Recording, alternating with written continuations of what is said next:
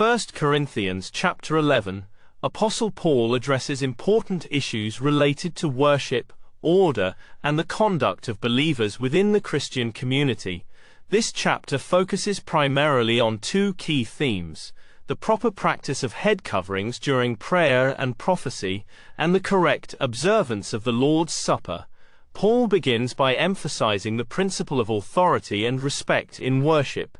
He discusses the cultural practice of head coverings for men and women, explaining that a woman's covered head symbolizes her submission to divine order and the authority of her husband, while a man praying or prophesying with a covered head dishonors his role.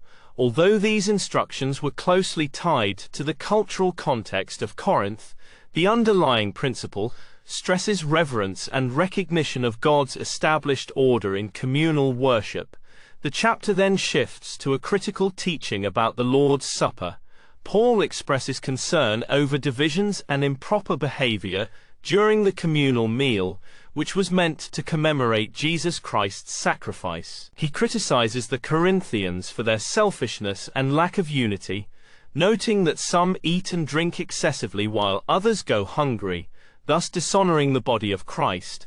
Paul reminds them that the Lord's Supper is not merely a ritual but a profound spiritual act of remembrance and fellowship that calls for self-examination and reverence.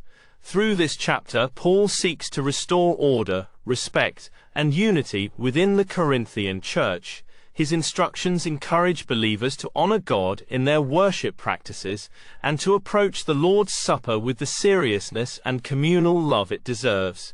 Ultimately, 1 Corinthians chapter 11 challenges Christians to reflect on their attitudes and behaviors in worship, ensuring they reflect the holiness and unity that Christ calls his followers to embody.